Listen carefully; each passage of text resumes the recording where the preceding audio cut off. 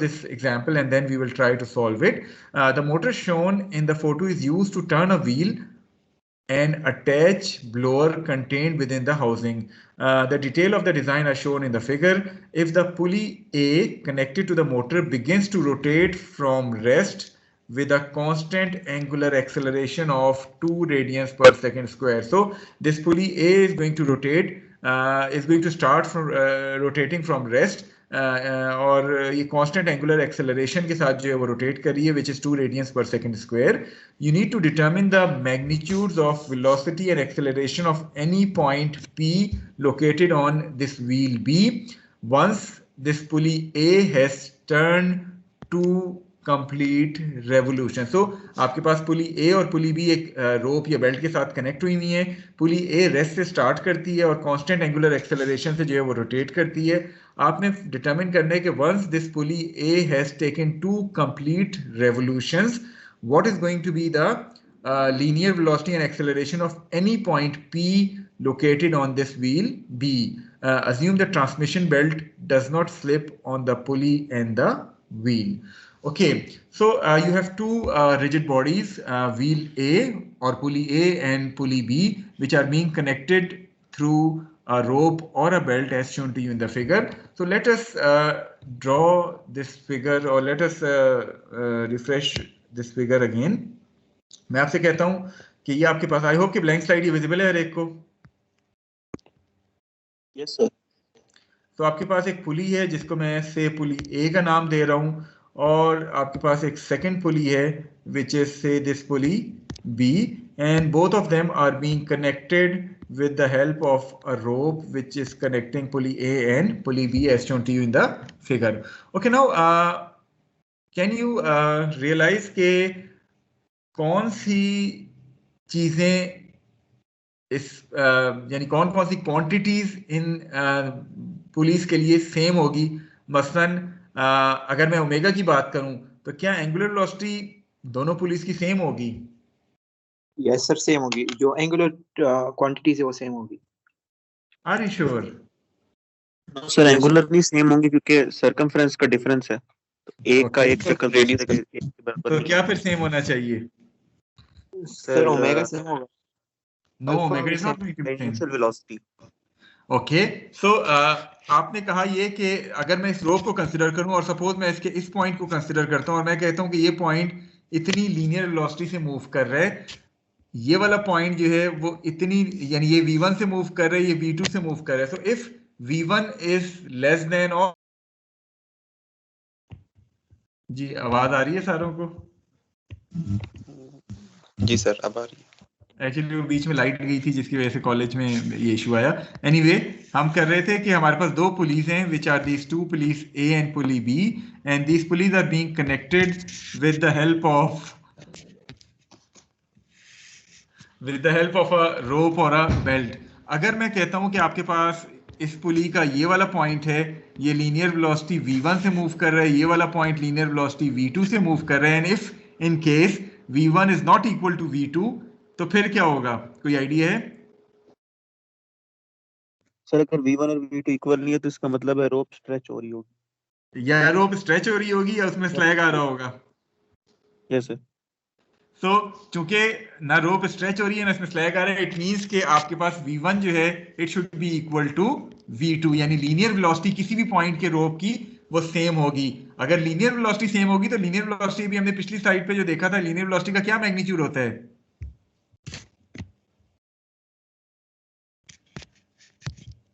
What was the magnitude of that linear velocity? r omega. r omega या omega r हमने पढ़ा था. It means that omega a r a should be equal to omega b r b. So whenever you have two rigid bodies which are either connected through a belt or a rope, or even if you have two gears which are being meshed together, दोनों सूरतों में the linear velocity would remain same. It means that omega a r a should be equal to omega b r b. Is this point clear to all of you? So omega is not going to be same. Because आपके पास दोनों pulleys जो हैं उनका radius different है, so omega is going to be different for each pulley, however the product of omega r would remain same for each and every point on this rope, because अगर वो change होता है तो इसका मतलब क्या है कि रोप का एक पॉइंट डिफरेंट वेलोसिटी से मूव करेगा, दूसरा डिफरेंट से करेगा, तो रोप या तो स्ट्रेच होकर टूट जाएगी या वो उसमें लैग आ जाएगा, तो दोनों सूरतें चूंकि पॉसिबल नहीं है, therefore in order to keep this rope in its correct position omega A R A should be equal to omega b are b. Is this point clear to all of you?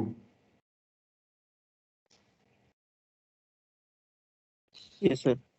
Okay, और क्या चीज same रहेगी इस case में? What about the tangential component of acceleration? वो किसको represent करता है? It represents the rate of change in the magnitude of velocity. तो अगर मैं अगेन उसी तरह आपसे कहूं कि आपके पास ये वाला पॉइंट है और ये वाला पॉइंट है, इस पे 81 है, इस पे 82 है, यानी वेलोसिटी के मैग्नीट्यूड में डिफरेंट चेंज आ रही है, तो क्या ये पॉसिबल है?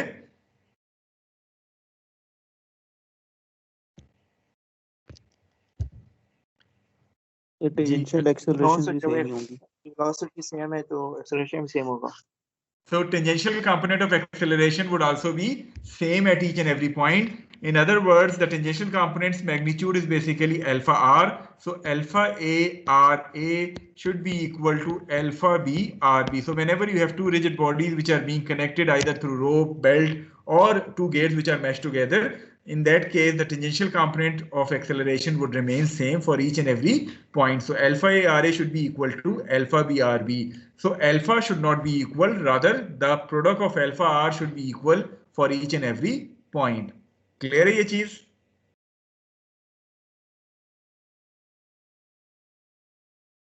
जी sir. Okay, any other thing or any other quantity which you think के same रहना चाहिए? Okay, कोई ध्यान में आ रही है और कोई और क्वांटिटी आपको?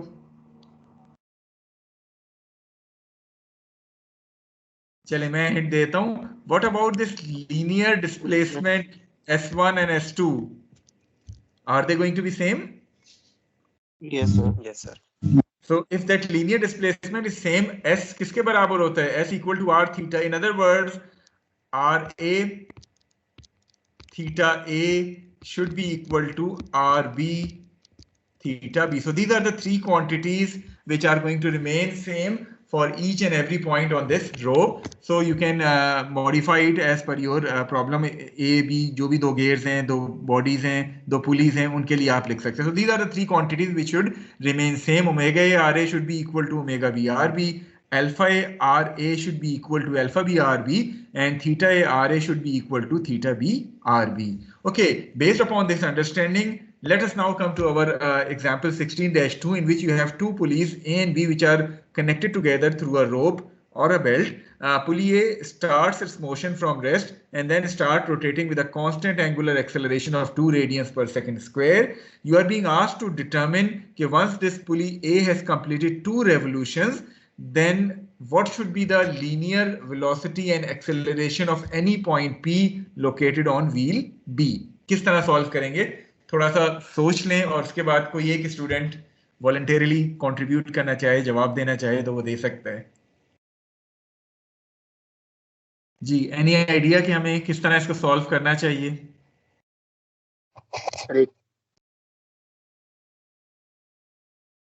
Anyone volunteer student? जी, क्या मेरी आवाज आ रही है? Yes sir. Yes, sir. Sir हमें एंगुलर एक्सेलरेशन पता है और रेडियस पता है, तो हम उसकी टेंजेंशियल एक्सेलरेशन निकाल सकते हैं. कैसे? टेंजेंशियल एक्सेलरेशन 80 निकाल सकते हैं. Okay, 80 is basically alpha A RA, and that alpha A RA should be equal to alpha B RB, isn't it? Yes. So इस पे आपके पास चले alpha B आ जाएगी, which is alpha A RA over RB. So this alpha B comes out to be 0.75 radians per second square. अच्छा, फिर क्या करेंगे इस alpha B के साथ?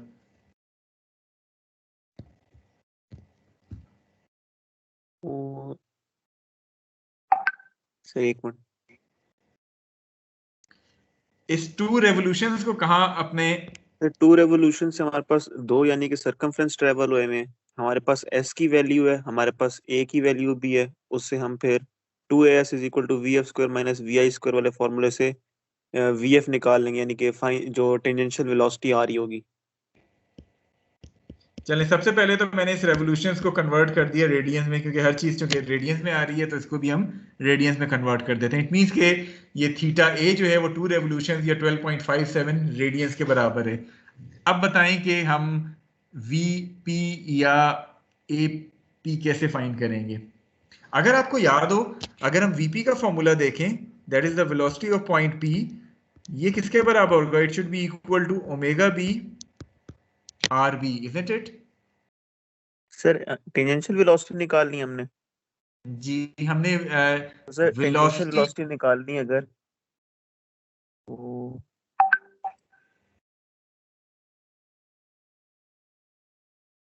हमें ओमेगा बी नोन है।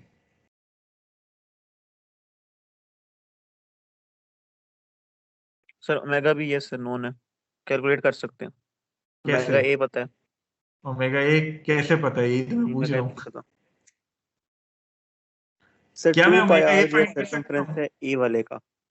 अब सर्कमफ्रेंस, जब हमें सर्कमफ्रेंस की वैल्यू पता है तो वो हमारे लिए डिस्टेंस बन जाएगा, नहीं एस के बराबर हो जाएगा। टेंजेंशियल एक्सेलरेशन भी हमें कैलकुलेट कर सकते हैं उसकी ए के वी लिए, और उससे वी एफ निकाल लें टेंजेंशियल वेलोसिटी। मुझे ये बताएं, wheel A is rotating with constant angular acceleration, isn't it? Yes sir. Yes sir. तो कांस्टेंट एंगुलर एक्सेलरेशन के कुछ फॉर्मूले याद हैं आपको? Yes sir. Omega square equal to omega naught square plus 2 alpha theta minus theta naught. So applying that formula on pulley A will give you the value of omega A to be equal to 7.098 radians per second. Clear है ये चीज? Yes sir. Okay, now Yes. once you have known this omega A, then you can apply omega RA to be equal to omega B RB. इससे आपके पास omega B की value आ जाएगी which comes out to be 2.659 radians per second. Once you have found this omega B, फिर तो सवाल बहुत आसान हो जाता है। omega B आपके पास आ गया, velocity of point P is going to be omega B RB, tangential component is going to be alpha B RB, normal component is going to be omega b square rb, or finally overall acceleration would have a magnitude of 2.84 meter per second square. थोड़ा सा इस solution को गौर से देखें और मुझे बताएं कि क्या चीज आपको समझ नहीं आ रही है। उसके बाद मेरा आपसे 1-2 क्वेश्चन होंगे। तो आपने किया क्या? आपने कहा कि चूंकि ए जो है वो 2 रेवोल्यूशंस आपको पता है एंगुलर डिस्प्लेसमेंट इसकी, तो उसके हिसाब से आपने ओमेगा ए फाइंड कर लिया कि 2 रेवोल्यूशंस जब कंप्लीट होंगे तो what should be the omega of A, वो आपको मिल गया omega A. Then omega A R A जिस तरह भी हमने डिस्कस किया था, omega R should be same for both the pulleys, alpha r should be same for both the pulleys. This is how you can determine omega b and rb, omega b and alpha b. उसके बाद फिर velocity of any point which is located on this wheel वो आप determine कर सकते हैं v is equal to omega r से। Tangential component alpha r के बराबर होता है, normal component omega square r के बराबर होता है, और टोटल एक्सेलरेशन जो है वो apt square plus apn square whole under root के बराबर होती है। Is it clear to all of you?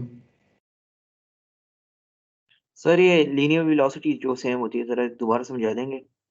देखें, लीनियर वेलोसिटी का मैग्नीट्यूड हमने कहा सेम होता है, ठीक है, डायरेक्शन की बात नहीं कर रहा, लीनियर वेलोसिटी का मैग्नीट्यूड सेम होता है। वजह क्या है कि आपको ये पॉइंट जो मैंने ग्रीन से क्रॉस किया है, जिसको मैं पॉइंट सी कहता हूं, और पॉइंट डी जो मैं कह रहा हूं, ये नजर आ रहे हैं इस बेल्ट के ऊपर? जी सर।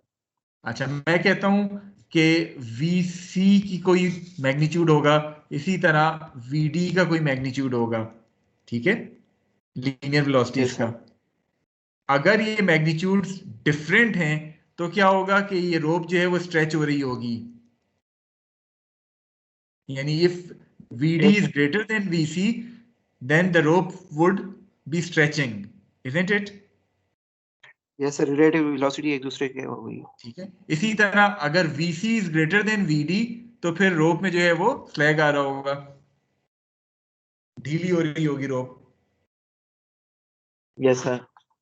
तो चूंकि क्वेश्चन में ऑलरेडी गिवन है कि बेल्ट स्लिप नहीं हो रही, वो इसी तरह टाइट ही रहती है, इसके लिए जरूरी है कि आपके पास VC और VD एक दूसरे के बराबर हो, ओनली देन द रोप जो कि वो है वो उसमें स्ट्रेच जो है वो पॉसिबल नहीं होगी। इसका मतलब क्या है कि omega C RC should be equal to omega D RD। ठीक है, तो लीनियर वेलोसिटी का मैग्नीट्यूड इसलिए हमने कहा कि सेम होगा।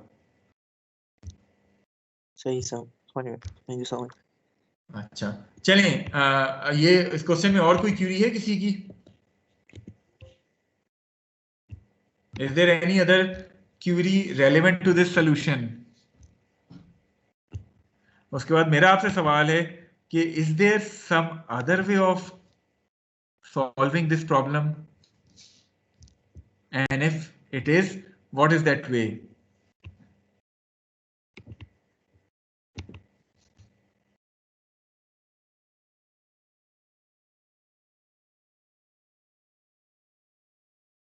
या चलें इस सवाल को मैं री मॉडिफाई कर देता हूं। Is there any other way of determining this omega b? Yes sir, kinetic energy, potential kinetic energy. Kinetic energy, potential energy छोड़ दें, अभी काइनेमेटिक्स की हम बात कर रहे हैं। Is there any other way of using kinematics of rotational rigid body to determine omega b? आपने ये इक्वेशन कांस्टेंट एक्सेलरेशन की पुली ए के ऊपर अप्लाई की है, can you apply it on pulley B as well?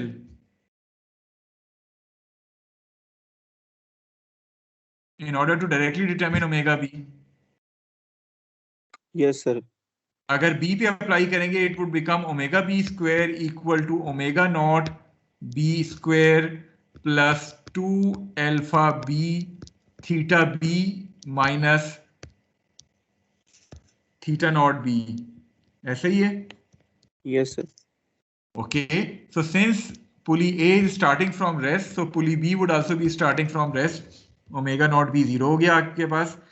Alpha B already आपने कहा कि alpha A R A should be equal to alpha B are B, तो आपके पास अल्फा बी की वैल्यू आई हुई है 0.75। What about theta B? Can you determine theta B? कैसे डिटरमिन कर सकते हैं थीटा बी? अब ये ना कहिएगा वो 2 रेवोल्यूशन लेगा तो थीटा बी भी 2 रेवोल्यूशन होगा। सर वो कौन से एक्सेलरेशन से मालूम कर सकते हैं? 2 theta. Know just a minute, अभी जो हमने चीजें क्वांटिटी इक्वेट की थी उसमें एक क्वांटिटी ये भी तो थी ना, theta A R A should be equal to theta B R B, isn't it? As जो हमने इक्वेट किया था। Yes sir. So from this equation you can find the value of theta b to be equal to theta a ra over rb, and then putting this theta b here will give you directly the value of omega b to be equal to 2.659। तो बजाय equation आप a के ऊपर apply करें, आप इसको b के ऊपर भी अप्लाई कर सकते थे, लेकिन फिर आपने कंडीशंस जो है वो b वाली डालनी थी। Is this point clear to all of you?